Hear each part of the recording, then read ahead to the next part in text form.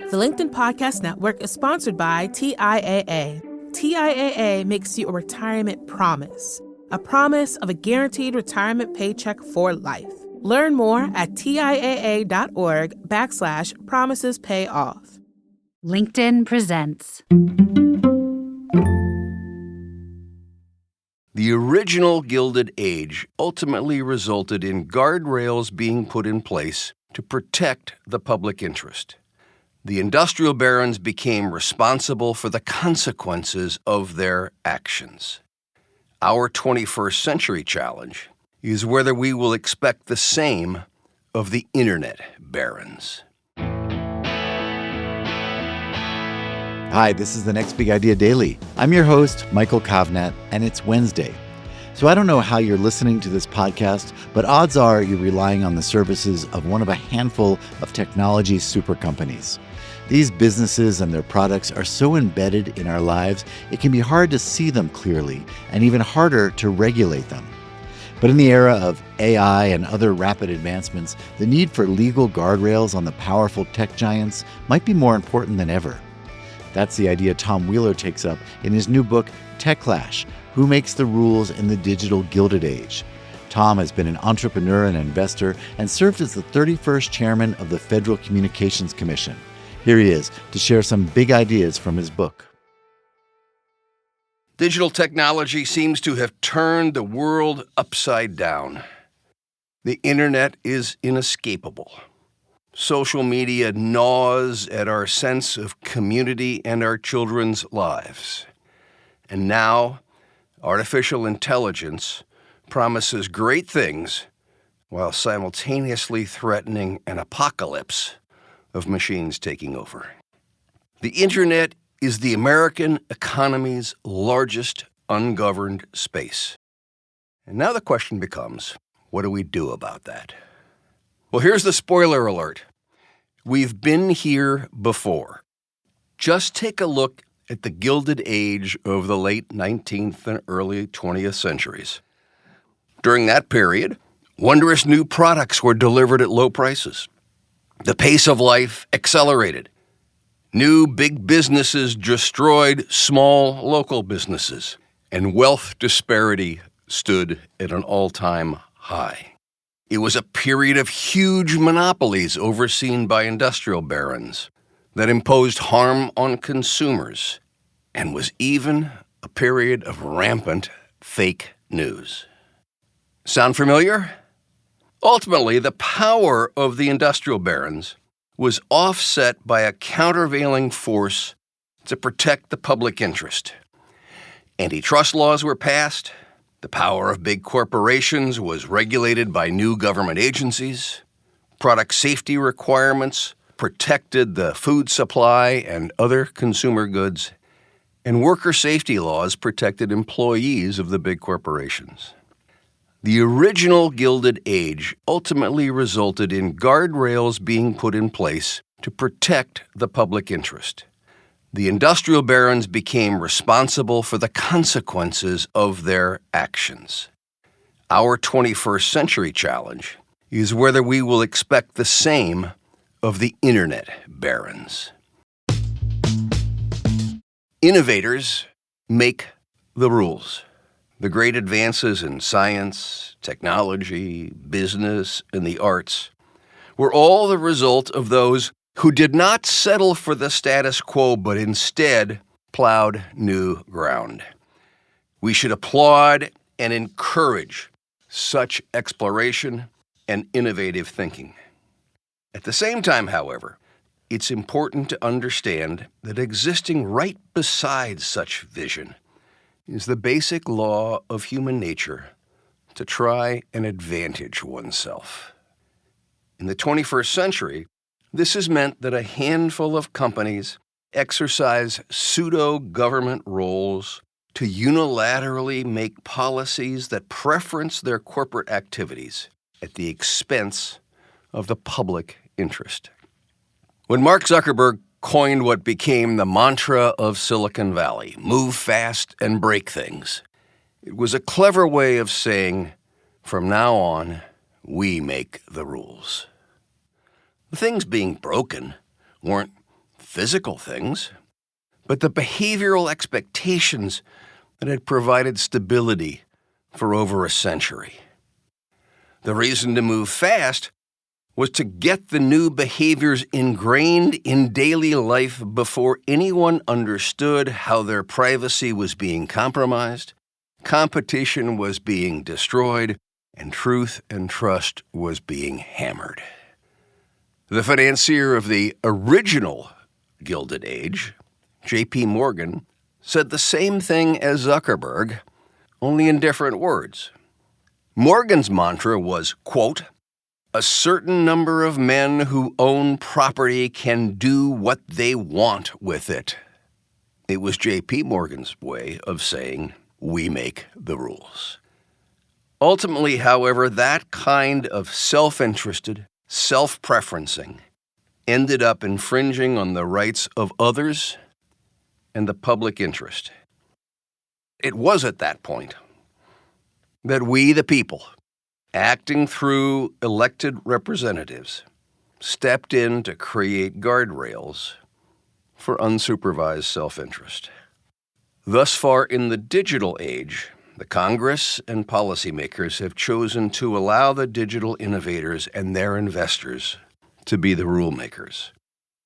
Once again, the time is ripe to reassert the public interest. This is not the fourth industrial revolution. To effectively oversee the new digital reality, we must depart from industrial era thinking. Oversight of the digital Gilded Age cannot be the same as oversight of the industrial Gilded Age. Those who say that we are in the fourth industrial revolution mischaracterize today's reality, and in the process, start the discussion of what to do about digital behaviors off on the wrong foot. To begin with, the assets of the digital age are different from those of the industrial era. Industrial assets were hard assets that you could stub your toe on. Digital assets are the soft assets of computer code. Whereas industrial assets were exhaustible, you could only use a ton of coal once, for instance. Digital assets are inexhaustible, with digital files being repeatedly reused. Industrial assets were expensive. Digital assets are inexpensive, and the incremental cost of their use approaches zero. Whereas industrial assets were used once, that ton of coal was gone once it was used. Digital assets are iterative, as the use of data to create a product creates new data for new products. And whereas industrial assets were rivalrous, meaning that if I had a ton of coal, you did not, digital assets are non-rivalrous and capable of being shared. As a result of these differences, digital capitalism behaves differently. Industrial activity was a pipeline production activity, where hard assets move through a step-by-step production process. Digital activity is a pairing platform, where one set of digital information is paired with another to produce a new product. Simply importing the regulatory concepts and structures that worked in the industrial era to the digital era would not only miss the new challenge, but also harm the process of digital innovation. The oversight of industrial activities follow the management practices of the companies themselves. Top-down, rules-based, slow-moving. Such sclerotic rigidity, however, is an anathema in the fast pace of digital technology. Rather than thinking in industrial era terms, oversight of the digital era must be agile and able to keep pace with change. Oversight must be as innovative as the technology itself. We previously discussed how the digital economy is different from the predecessor industrial economy. In a similar manner, so must its oversight be different. New digital technology challenges us to become policy entrepreneurs. Industrial oversight took the form of micromanagement. This so-called utility regulation sought to control the operations of companies in a manner similar to how the companies themselves managed their corporate activities through explicit, rules-based micromanagement. Applying such rigid micromanagement in today's fast-paced, technology-driven economy, however, can cut the incentive to innovate and invest. In place of micromanagement, 21st century oversight requires risk management that is focused on mitigating the effects of an activity rather than dictating the operation of that activity. In so doing, this new approach can combine both the protection of consumers and competition with the encouragement of innovation and investment.